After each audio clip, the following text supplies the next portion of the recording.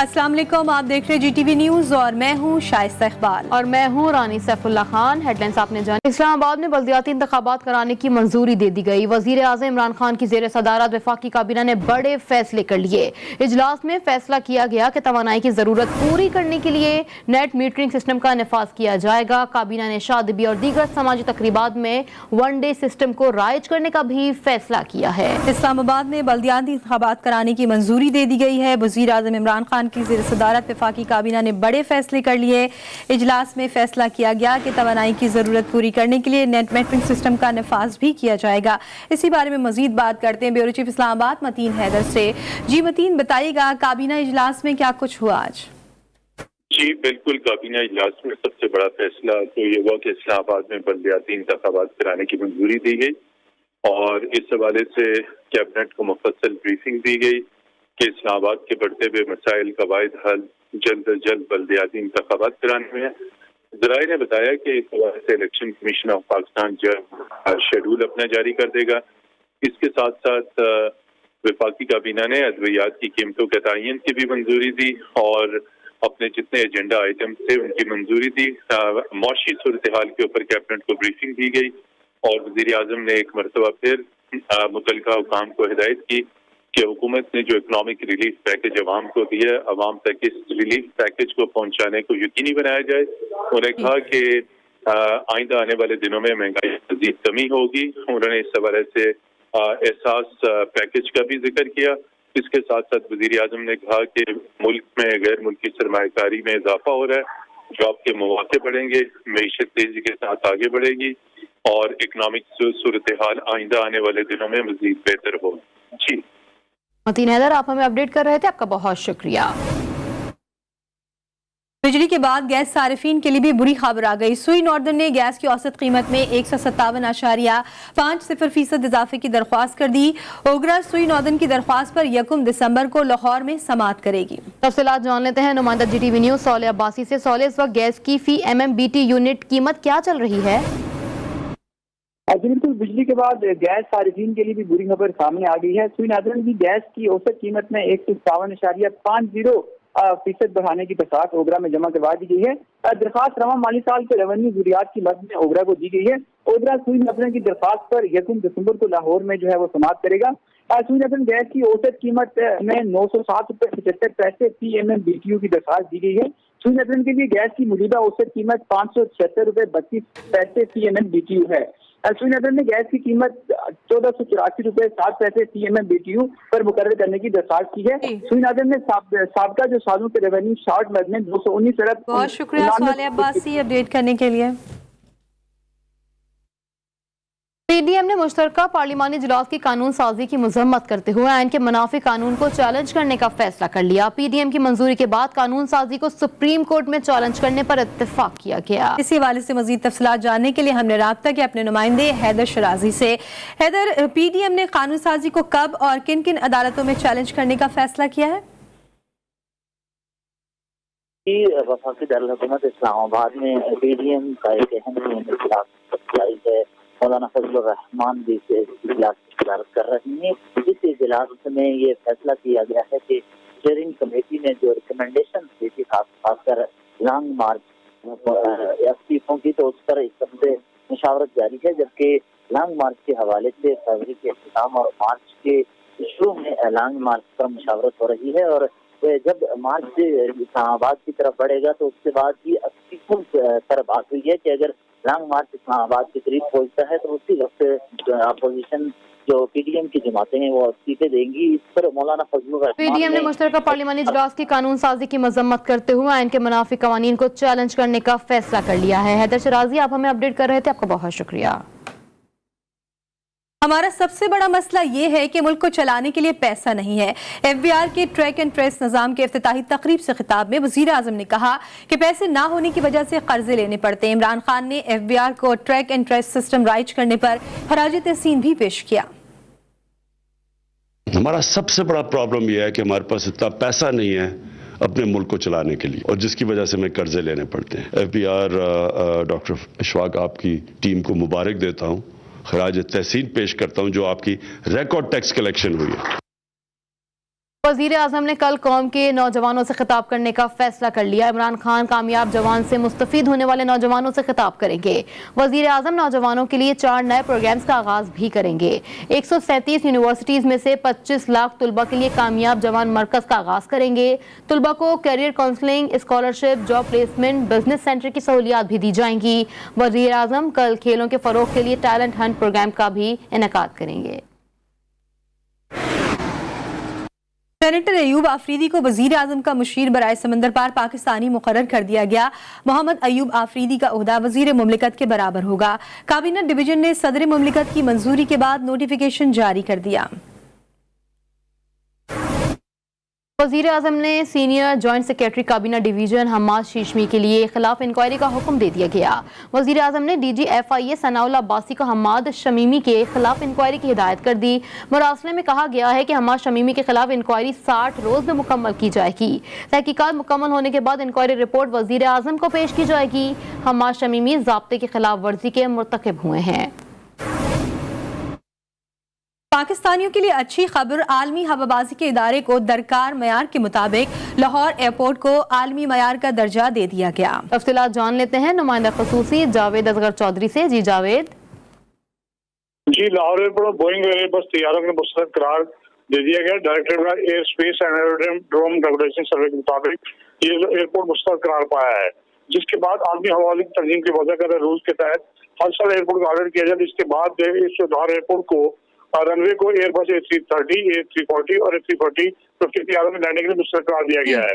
बड़े तैयारों को ऑपरेशन की इजाजत एरोड्रोम का रेफरेंस कोड 4 के तहत यही है, जबकि लाहौर एयरपोर्ट का मर्कजी रनवे आलमी मयार के मुताबिक जेर तामीर है। ये एयरपोर्ट इंतजामिया का सेकेंडरी रनवे पर बड़े तैयारों को लिमिटेड लोड्स के साथ लेने की इजाजत है और एरोड्रोम जनरल इंटरनेशनल एयरपोर्ट को पहले ही आलमी मयार का दर्जा करार दे चुका है। जबकि बहुत शुक्रिया जावेद असगर चौधरी अपडेट करने के लिए।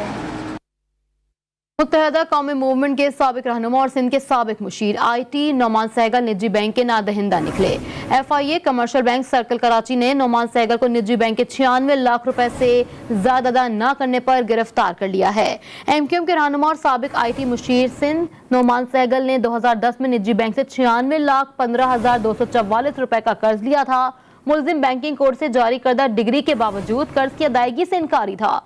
निजी बैंक के अफसर की दर्ज करदा तहरीरी शिकायत की वसूली पर मिजाज अथॉरिटी के हुक्म के तहत मुकदमा दर्ज कर लिया गया। मुकदमा financial institution recovery of finance ordinance 2001 की दफात के तहत दर्ज किया गया। Welcome back. खेल के मैदान से आपको अपडेट करें। चेयरमैन PCB रमीज राजा की जेर सदारत PSL 7 का इजलास हुआ। जराये के मुताबिक पाकिस्तान सुपर लीग के मुकाबले जनवरी के आखिरी हफ्ते में शुरू कराने का फैसला किया गया। PSL में शिरकत के लिए गैर मुल्की खिलाड़ी 15 जनवरी से पाकिस्तान आना शुरू होंगे। इसी हवाले से मजीद तफसीलात जानने के लिए हमने राब्ता किया अपनी नुमाइंदा सबा पाशा से। सबा, इजलास में मजीद क्या फैसले किए गए? जी बिल्कुल, चेयरमैन PCB रमीज राजा की जेर सदारत जो है PSL 7 का इजलास जो है वो आज हुआ, जिसके बाइस जो है पाकिस्तान सुपर लीग के मुकाबले जनवरी के आखिरी हफ्ते में शुरू करवाने के फैसला जो है वो किया गया। जिसके जराये के मुताबिक मैं आपको बताती चलूँ कि PSL 7 के इफ्तिताही मैच के लिए 25 जनवरी और 26 जनवरी जो है उसकी तारीख जो है वो जेर गौर है और साथ ही तमाम टीमों को 15 जनवरी से कराची के निजी होटल में रिपोर्ट करने की हिदायत भी जारी कर दी गई है। मैं आपको साथ ही भी बताती चलूँ कि PSL के मुकाबले 5 फरवरी से लाहौर में शुरू होने के इम्कानात जो है वो जाहिर किए जा रहे हैं, जबकि फाइनल कजाफी स्टेडियम में खेला जाएगा। जी सबा पाशा, आप हमें अपडेट कर रही थी, आपका बहुत शुक्रिया।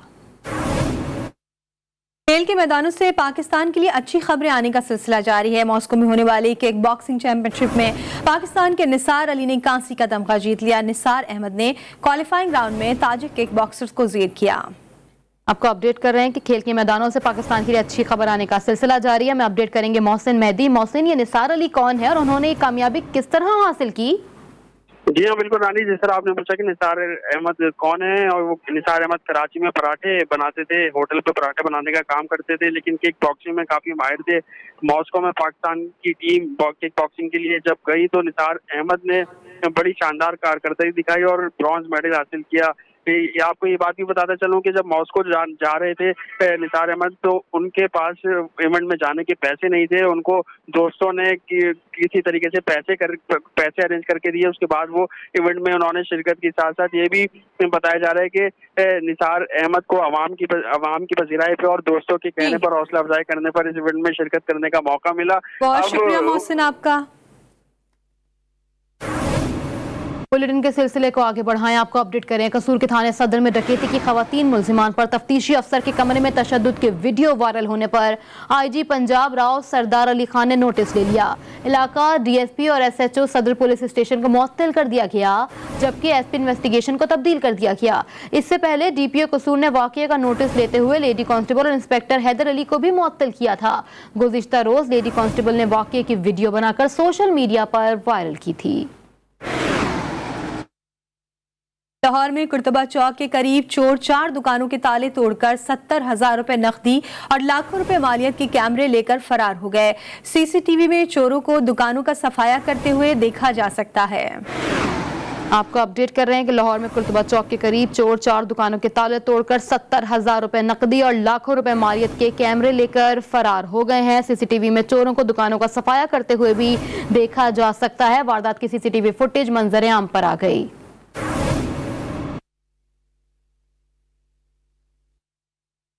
कराची के चिड़ियाघर में जानवरों की खराब हालत पर इंतजामिया ने नोटिस ले लिया। चिड़ियाघर में जानवर को खुराक की फराहमी बहाल कर दी गई। कॉन्ट्रैक्टर के मुताबिक इंतजामिया ने फरवरी से अदायगी नहीं की थी, जिसकी वजह पर सप्लाई रोकी। मजीद तफसीलात जान लेते हैं ब्यूरो चीफ कराची जिले हैदर से। जिले के इंतजामिया ने रकम की अदायगी कर दी।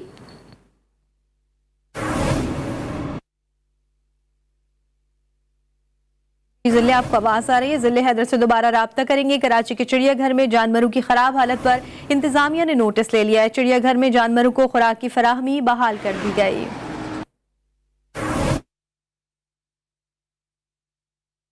कराची के चिड़ियाघर में जानवरों की खराब हालत पर इंतजामिया ने नोटिस ले लिया। जिले हैदर हमारे साथ हैं। जिले अपडेट कीजिएगा। जी बिल्कुल, गुज़िश्ता रोज GTV ने खबर नशर की थी कि चिड़ियाघर के जो जानवर हैं, जिसमें शेर, बंदर और दीगर परिंदे शामिल हैं, उनको मैसर खुराक जो है वो मैसर नहीं है, जिससे कई की हालत खराब और कई जो है वो हलाकत के करीब पहुंच चुके हैं। जिस पर इंतजामिया हरकत में आई है और उन्होंने कॉन्ट्रैक्टर से किया। इस हवाले से अमजद अली जो कॉन्ट्रैक्टर है, उनसे हमारी बात हुई है। उनका कहना यह है कि इंतजामिया से मामला तय पा गए हैं और फरवरी से जो रुकी हुई पेमेंट थी वो जल्द बहाल कर दी जाएगी और अब जो जानवर है उनको खुराक भी देना शुरू कर दी गई है। तो GTV की एक और कोशिश है और काविशें रंग लाई हैं और जो भूखे जानवर थे चिड़ियाघर में, उनको दोबारा से खुराक जो है वो मिलना शुरू हो गई है। जी बहुत शुक्रिया जिले हैदर। कराची में रुबेला और खसरा वैक्सीनेशन का अमल जारी है। अंचोली के निजी स्कूल में दौरान वैक्सीनेशन एक बच्ची बेहोश हो गई। वालिदैन ने खूब एहतजाज किया। दूसरी जानिब गुलबर्ग के स्कूल में वैक्सीनेशन में ताउन न करने पर स्कूल की इमारत को सील कर दिया गया।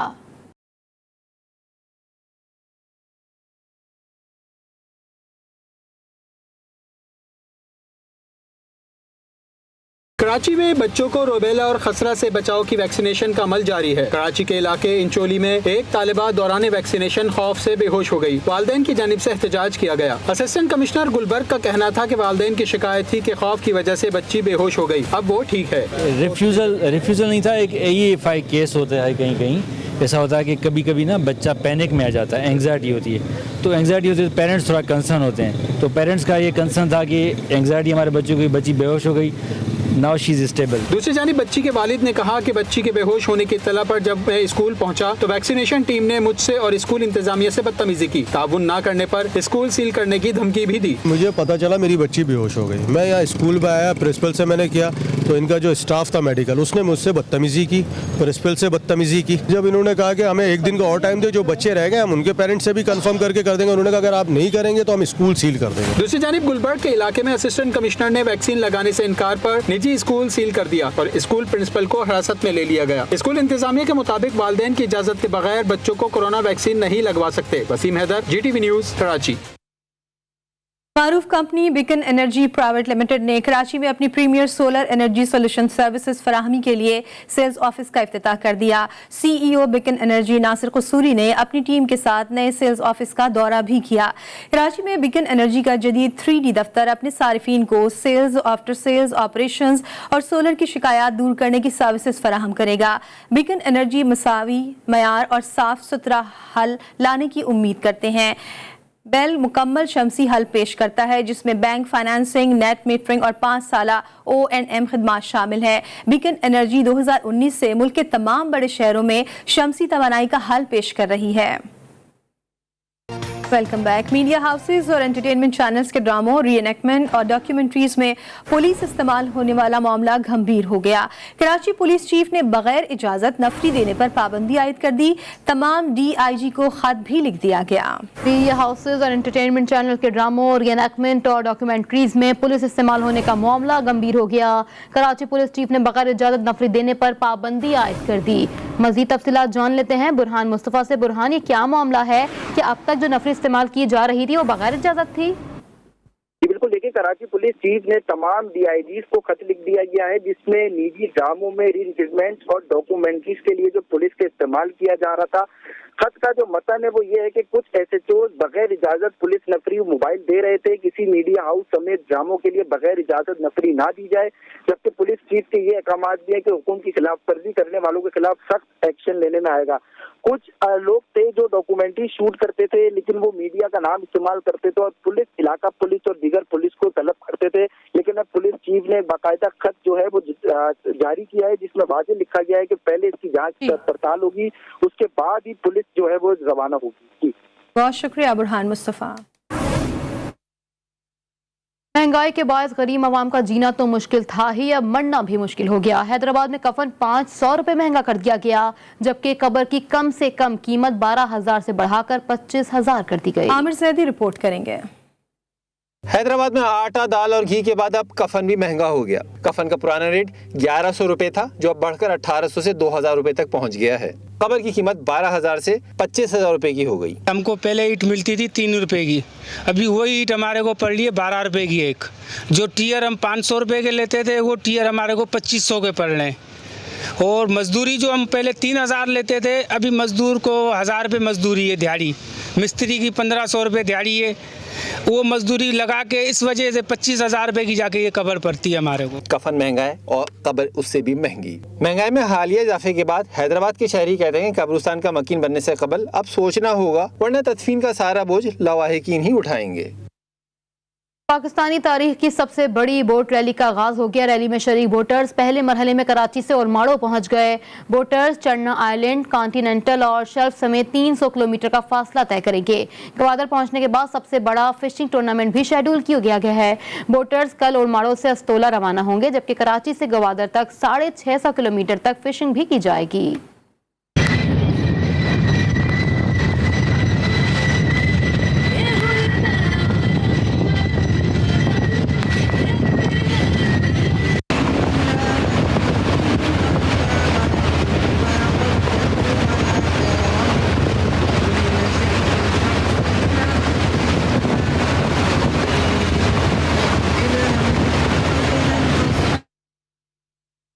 Pakistan national volleyball championship season 2 के शेड्यूल का ऐलान कर दिया गया। चैंपियनशिप का आगाज 27 नवंबर से नश्तर स्पोर्ट्स कॉम्प्लेक्स में होगा और फाइनल 4 दिसंबर को खेला जाएगा। नेशनल चैंपियनशिप में डिपार्टमेंट और रीजन की 16 टीमें इन एक्शन होंगी। नेशनल वॉलीबॉल के मैचेस लाइव ब्रॉडकास्ट होंगे। नश्तर स्पोर्ट्स कॉम्प्लेक्स में नेशनल वॉलीबॉल चैंपियनशिप के लोगों की रुनुमाई भी की गई।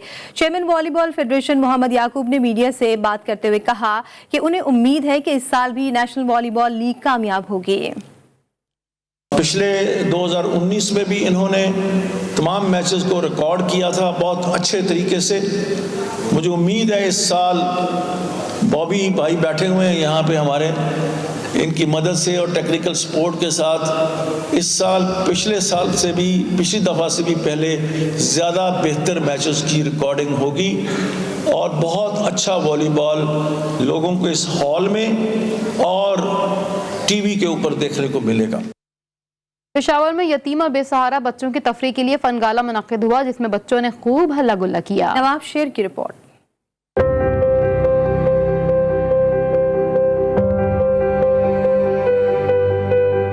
बेसहारा बच्चों की जिंदगी में खुशियों के रंग भरने की अच्छी कोशिश। पेशावर में यतीम बच्चों के लिए स्कूल में रंगारंग फन गाला का मेला सजाया गया। मौका मिला तो बच्चों ने खूब एंजॉय किया।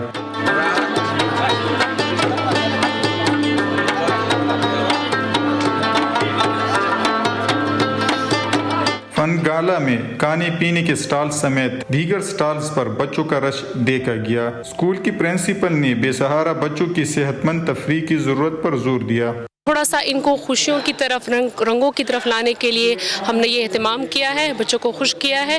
थोड़ा सा इनमें और चीज़ें भी हमने रखी हैं, जैसे हमने खाने की भी चीज़ें रखी हैं, डिफरेंट मुख्तलिफ जो उनसे रूटीन से हट के हमने रखा हुआ है। और कुछ रंगों को, और जैसे आप लोगों ने देखा कि मार्शल आर्ट्स और बहुत सारी एक्टिविटीज़ हमने अरेंज की हुई हैं। जिन बच्चों का कोई नहीं, उन्हें भी दीगर बच्चों की तरह खुश होने का हक हासिल है। कैमरामैन हसन खुर्शीद के साथ नवाब शेर, GTV न्यूज़, पेशावर। इसी के साथ न्यूज़ बुलेटिन में फिलहाल इतना ही। मज़ीद खबरों अपडेट्स के लिए विजिट कर सकते हैं हमारी वेबसाइट GTV Network.tv। बाखबर रहने के लिए देखते रहिए GTV न्यूज़, जी पाकिस्तान के लिए।